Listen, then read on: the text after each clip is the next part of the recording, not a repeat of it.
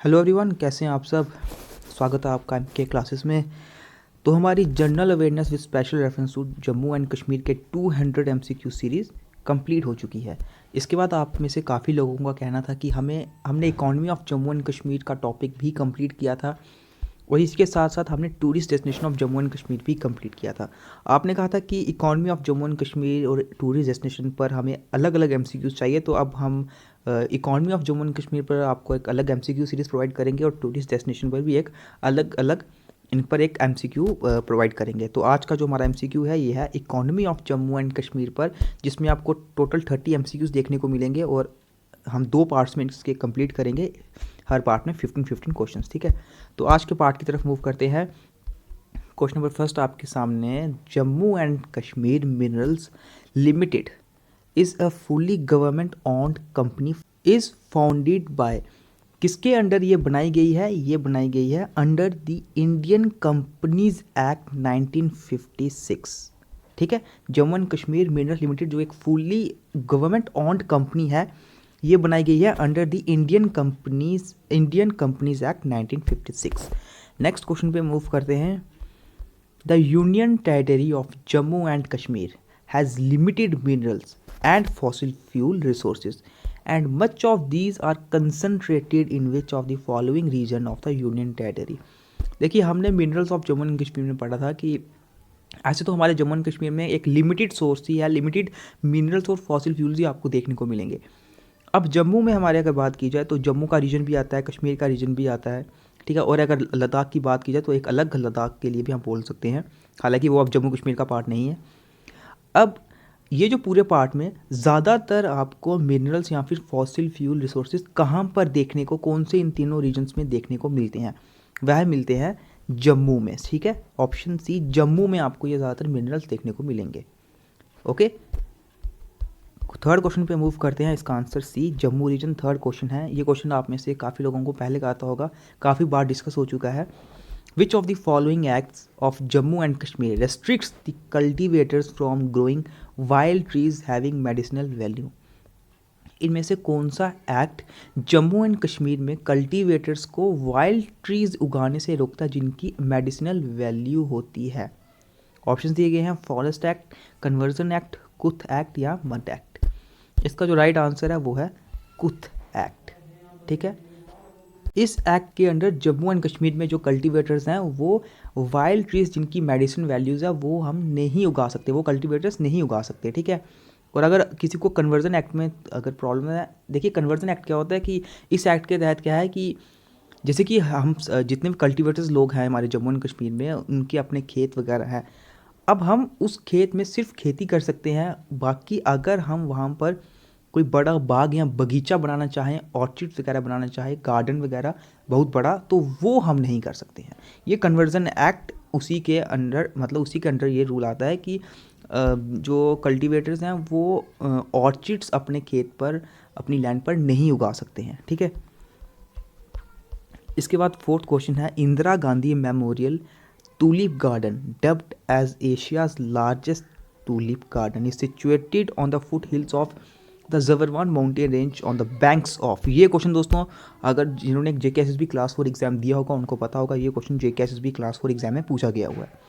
तो Indira Gandhi memorial tulip garden जो Asia का सबसे लार्जेस्ट टूलिप गार्डन है उसके बारे में पूछा गया हुआ है।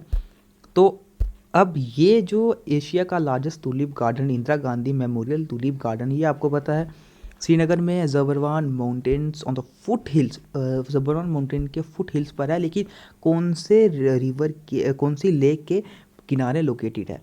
ऑप्शन दिए गए हैं वुलर लेक, नागिन लेक, डल लेक या मनसवा लेक। इसका जो राइट आंसर है वो है ऑप्शन सी, डल लेक, ठीक है। Indira Gandhi memorial tulip garden कौन से लेक के किनारे लोकेटेड है?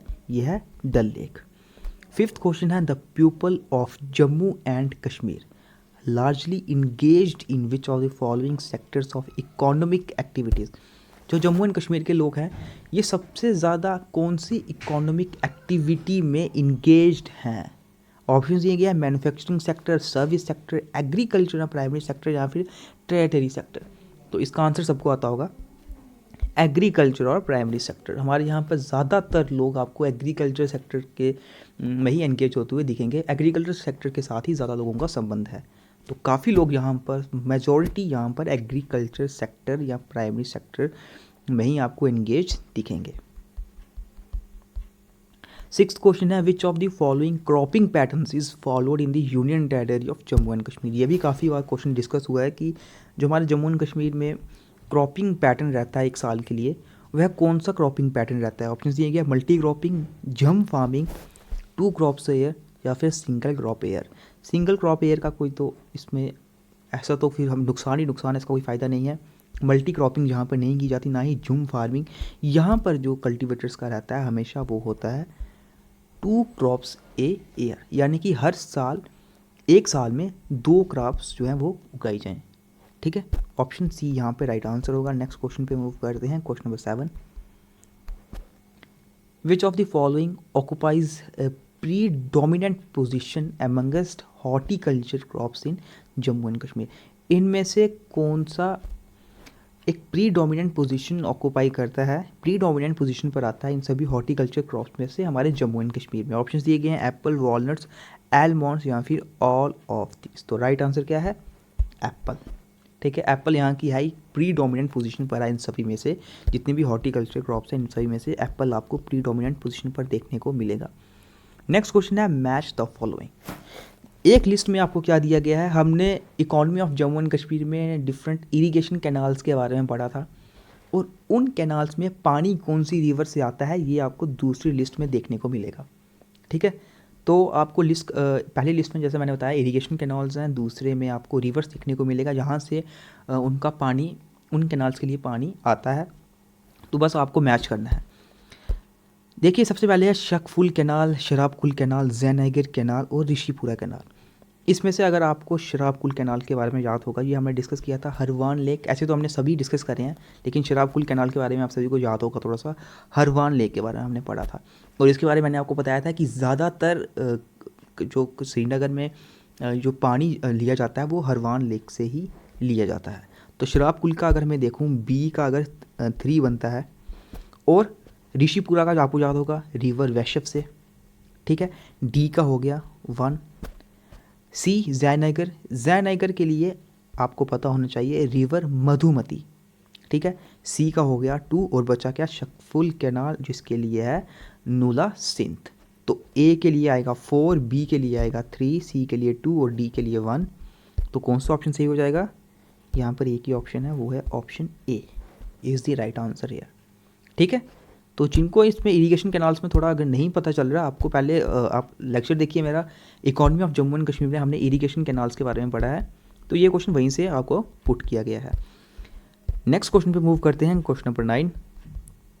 India is the second largest producer of silk in the world after.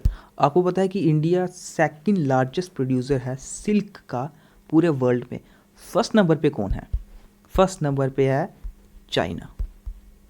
तो China is the largest producer of silk in the world and India is the second largest producer of silk in the world. यहाँ पे option A होगा right answer. Next question पे move करते हैं, question number 10। The rearing of silk worms on mulberry trees for the production of raw silk known as. जो silk worm को rear किया जाता है मलबरी ट्रीज़ पर, जो वहाँ पे वह उसकी पत्तियाँ वगैरह खाते हैं, तो ये जितना भी ये प्रोसेस है, कब तक पूरा production of silk, raw silk तक, इस पूरे प्रोसेस को क्या बोला जाता है। ऑप्शंस दिए गए हैं सेरिकल्चर, हॉर्टिकल्चर, एग्रीकल्चर या viticulture. The right answer is sericulture. इस प्रोसेस को बोला जाता है सेरिकल्चर। ये प्रोसेस है rearing of silk worms on mulberry trees for the production of raw silk. Next question, question number 11। Saffron cultivation is unique to Jammu and Kashmir. The only other country produces saffron crop is. देखिए, अगर हमारी India की बात की जाए तो Jammu and Kashmir में saffron cultivation unique है, और कहीं पर आपको सेफ्रॉन कल्टीवेशन हमारे पूरे इंडिया में देखने को नहीं मिलेगी। लेकिन जम्मू एंड कश्मीर को छोड़कर, हमारे इंडिया को छोड़कर, जम्मू एंड कश्मीर के छोड़कर द ओनली अदर कंट्री, वो अलग और कौन सी कंट्री है जहाँ पर आपको सेफ्रॉन क्रॉप की प्रोडक्शन देखने को मिलेगी। ऑप्शन है इटली, चाइना, स्पेन और जर्मनी। चाइना के बारे में हमने अभी ऊपर पढ़ा, China is the largest silk producer. ठीक है, तो यहाँ पे जो राइट आंसर है वो है स्पेन।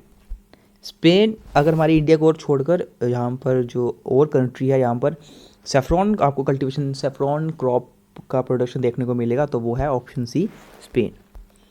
12th क्वेश्चन है विच of the following types of vegetation found in the union territory of Jammu and Kashmir, इनमें से कौन कौन से टाइप ऑफ वेजिटेशन आपको जम्मू एंड कश्मीर यूटी में देखने को मिलेगी।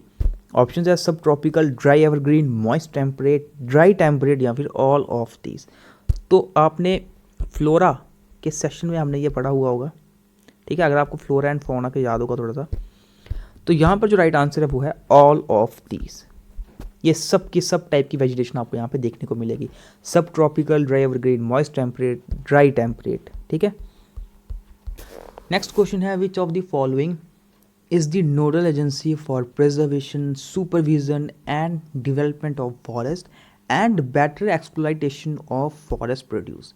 इनमें से कौन सा, जो भी आपको ऑप्शन दिए गए हैं, ये सब acts as nodal agency, nodal agency की तरह काम करती है, किसके लिए, for the preservation, supervision and development of forest, इसी के साथ for better exploitation of forest produce.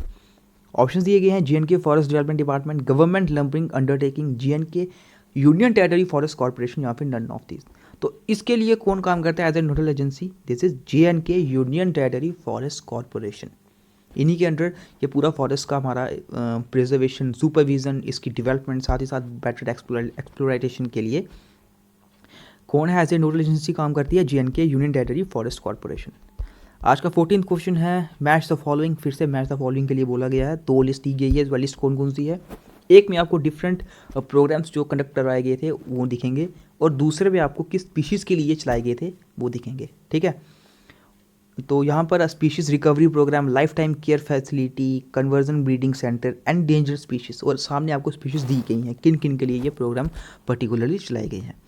तो सबसे पहले अगर आप 4th ऑप्शन में देखो, एंडेंजर्ड स्पीशीज़, आपको पता है कि एंडेंजर्ड स्पीशीज़ में मार्खोर एंडेंजर्ड स्पीशीज़ में आता है, तो 4th के लिए फर्स्ट हो गया, ठीक है।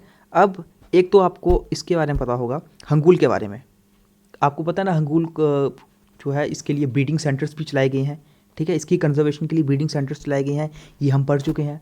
तो डी का तो 4th हो गया, सी का 2nd हो गया।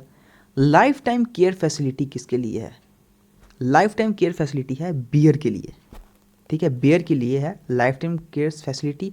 और species recovery programme, species recovery programme किसके लिए चलाया गया है, ये चलाया गया स्पीशीज़ स्नो लेपर्ड के लिए। तो इसका भी आपको ऐसे देखने को मिलेगा, ए का 4th, बी का 3, सी का 2 और डी का 1। तो 4, 3, 2, 1 इज़ द राइट आंसर। यहाँ पर होगा ऑप्शन ए, यहाँ पर होगा राइट आंसर, ठीक है। आज के इस वीडियो के लास्ट क्वेश्चन की तरफ मूव करते हैं। 15th question, which of the following districts has the largest area under forest cover, forest cover के अंडर इनमें से कौन सी डिस्ट्रिक्ट का सबसे लार्जेस्ट एरिया आता है। ऑप्शंस दिए गए हैं यहाँ पर, डोडा, बडगाम, अनंतनाग या फिर बारामूला। इन चारों में से सबसे ज़्यादा लार्जेस्ट एरिया फॉरेस्ट कवर में किसका आता है। ऑप्शन जो जितने दिए गए हैं इनमें से आता है डोडा का, option A Doda has the largest area under forest cover, ठीक है, ऑप्शन ए यहाँ पर राइट आंसर होगा। तो दोस्तों ये थे आज के हमारे 15 question economy of Jammu and Kashmir के।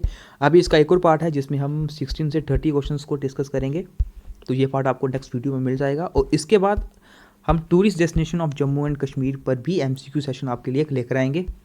तो जल्दी ही इसी के साथ साथ दोस्तों मैं आपको बता दूं, जल्दी ही हम टेलीग्राम पर क्विज़ स्टार्ट करने वाले हैं, जिसके लिए क्या पैटर्न रहेगा, कब कब क्विज़ कंडक्ट करवाए जाएंगे, ये सब हम आपको जल्दी ही टेलीग्राम पर बता देंगे। और किस किस सब्जेक्ट के लिए आपका कौन कौन से टॉपिक का क्विज़ होगा, ये सब भी हम आपको लगभग 3-4 दिन पहले ही बता देंगे। तो जो भी हो, बस आप क्विज़ ज़रूर अटैम्प्ट कीजिएगा। क्विज़ अटैम्प्ट करना बहुत ज़्यादा फ़ायदेमंद रहता है। जिन्होंने JKSSB क्लास 4 एग्ज़ाम पर हमारे साथ क्विज़ जो हम क्विज़ अपलोड करते थे टेलीग्राम पर, वो दिए हैं, उनको पता होगा कि मैथ्स और अगर मैं इंग्लिश सेक्शन की बात करूँ इनमें कितना ज़्यादा फ़ायदा उनको हुआ होगा।